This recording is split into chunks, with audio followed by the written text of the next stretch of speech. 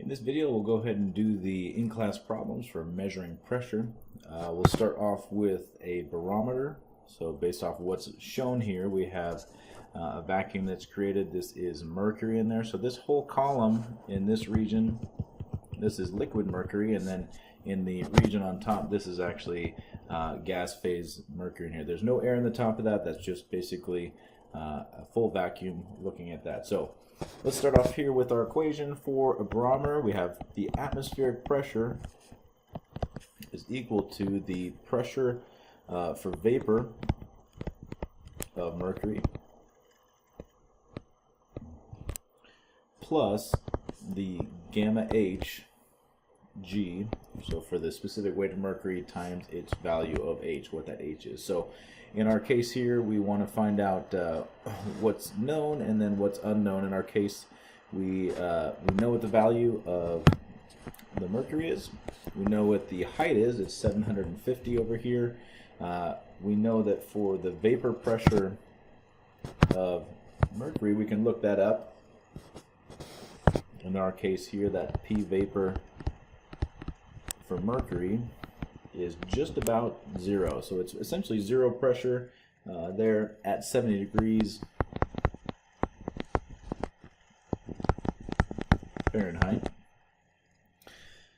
And the specific weight, as we mentioned, we do know what that is for mercury. It is 133.7 kilonewtons per meter cubed. And as we said, the mercury column is itself 750 millimeters.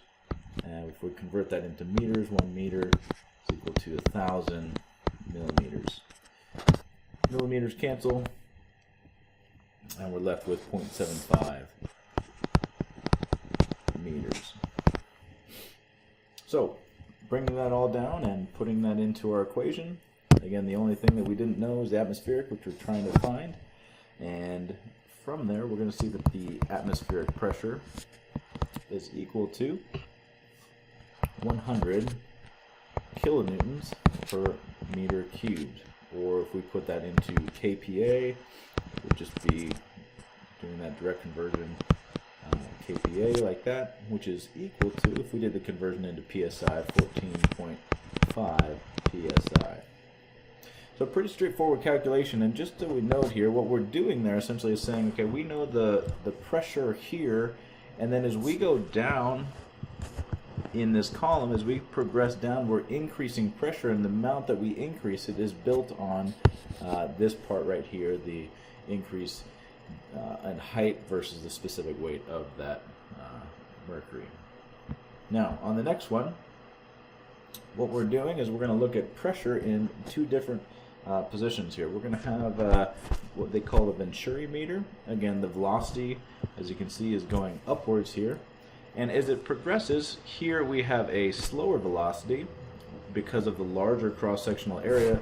But then as we get smaller down in here, that velocity increases. So we're going to have a different pressure at P1 versus P2.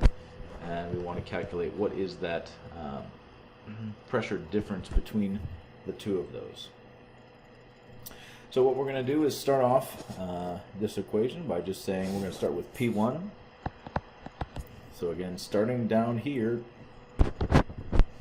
at P1, we're going to follow and trace this path going as we go down to here and then back up and then up again to this same location over here.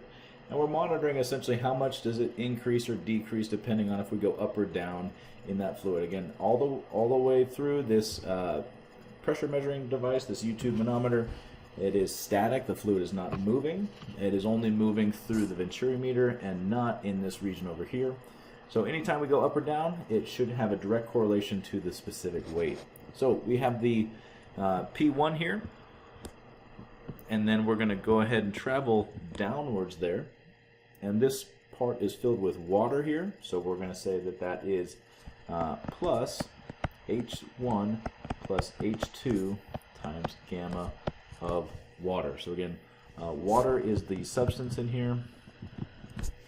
Also in the Venturi meter up until the gauge fluid there is all filled with water. So that H1 and H2, you can see that both of them are added together. That's the distance that we went here is H1 plus H2. Next, we're going to take just going upward, so now we're going to actually subtract just with H1, but instead of coming through the water, now we're in the black stuff here, which is going to be our mercury, and so we'll do the gamma of Hg here. And then continuing upward, in this last leg, we're continuing upward again, so we'll be decreasing pressure again, minus H2 plus H3 times gamma of water. Again, we're back in the water, and that's going to bring us all the way back to P2. So again, if you follow that route, we went down, back up. This is always the up is negative because it's decreasing pressure, but coming down was positive. You can see that laid out in the equation. So we move both the P1 minus P2 to the one side, and then we're left with H1 times gamma of Hg plus H2 plus H3 times gamma of water minus H1 plus H2 times gamma of water. Building this out for the specifics that we know here, in the water, we know that the density of water is equal to 1,000 kilograms per meter cubed. And in the mercury down here,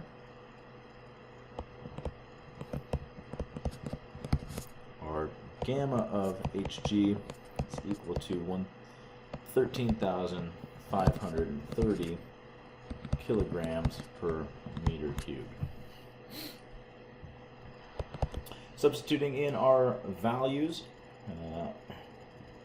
we're actually going to take the H1, which is 0.14, 14 meters there, or 14 centimeters equal to 0.14 meters, times 13,530 kilograms per meter cubed, plus adding the H1 and or H2 and H3 together, 0.02 meters plus 0.30 meters, all of that times 1,000 kilograms per meter cubed. And then we're going to subtract from that the H1, 0.14 meters plus the H2, 0.02 meters times 1,000 kilograms per meter cubed. Now you'll notice here that we did put in our densities instead of the specific weight, so we need to multiply everything through by gravity, 9.81 meters per second squared, and we wind up with 20,152 kilograms per meter squared times meters per second squared gives us 20,152 pascals, which we multiply through, or if we put that into kPa, we have 20.2 kPa. That's our pressure difference for this specific Venturi tube between the two regions.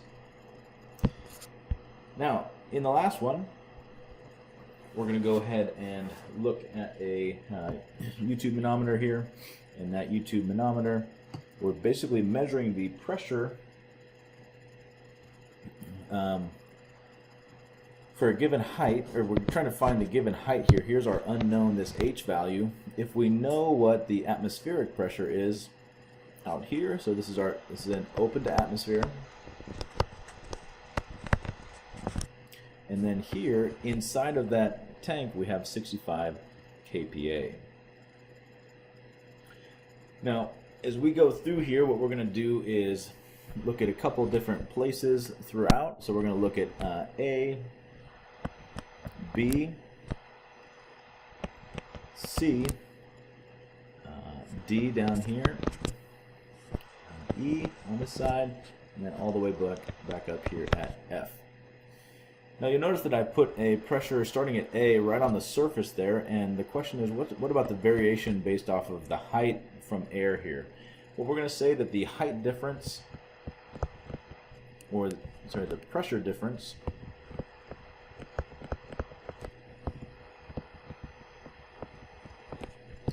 is negligible in air. If you look at the specific weight of air compared to water or mercury or oil, it's going to be very small compared to what the rest of the liquids are for that air, and we don't see a significant increase in pressure in that region there. So we're just going to start out with our pressure at A. So we know that the pressure in A, if we relate that to the pressure at B there, those are going to be the same. We may go up a little bit, but then that water level, if it's at the same mark, we're going to basically say that PA is equal to PB. Now, if we then come from PB down to C, we're going to take PB plus gamma of water times H, the height of that water column, gives us PC. So what we're doing is just incrementally going down and showing you how these relate one to another. We find that PC is equal to PD. Again, all we've done, if you go down and back up in a static fluid, the amount that you go down and the amount that you go back up, if it's the same, it gives you the same pressure. And then from PD, we're going to say that if we subtract the gamma of mercury times the height of mercury, it's going to give us PE, and then from there, PE is equal to gamma of the oil equal to PF. So again, from D to E, we're decreasing pressure, and then again from E to F, we're decreasing pressure again. So how does this all play out? If we put that into equation form, we would say that if we substitute everything through there, we're going to say that PA plus gamma of water, H of water, minus gamma of mercury, height of mercury, minus gamma of the oil times height of the oil is equal to PF. So what do we know in this equation? We know that PA is equal to 65 kPa from what's listed. Then we know that gamma of water is equal to gamma of water times gravity. And from that we know that it's 1,000 kilograms per meter squared. Gamma of mercury is equal to Sg of mercury times gamma of water, G. So all we're doing is multiplying by the specific gravity. Again, mercury is about 13.5, 13.6 times more dense than water is. And then for the oil, we're going to say that that's specific gravity of the oil times gamma of water times gravity. So these are all values that are then going to be related through this gamma of water that way. Now, in the final one, we are going to say here that the P final is equal to 0. Now, when we look at this, we're stating, since it's atmospheric pressure, that this is a gauge pressure.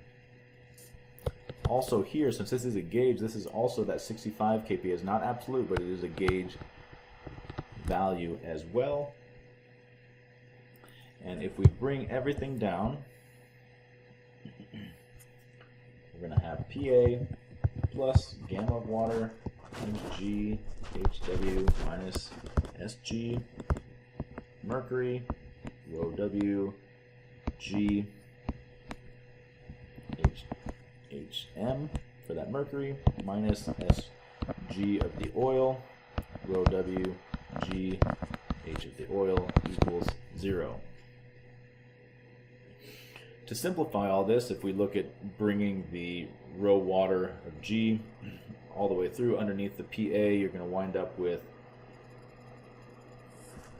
PA over rho W times G plus HW minus specific gravity of oil is equal to specific gravity of mercury times HM. So again, this is the value that we're looking for. As a reminder, we're trying to find what that is, so we're isolating that over to the other side. And then the final equation, HM is equal to pressure at A over rho W times G plus H of W minus specific gravity of oil and H naught. All that divided by specific gravity of mercury. We put the numbers in there, you're going to get 65,000 pascals over 1,000, the density of water at kilograms per meter cubed times 9.81 plus 0.3 meters minus 0.72 times 0.75 meters, and again all of that then gets divided by 13.6, which when it's calculated out gives you 0.47 meters or 47 centimeters. So again, this is just a relationship between finding how the pressure relates as you pass through, going from case to case all the way up here, isolating what your unknowns are, and then finding the knowns and working from there. And with that, we have our in-class problems.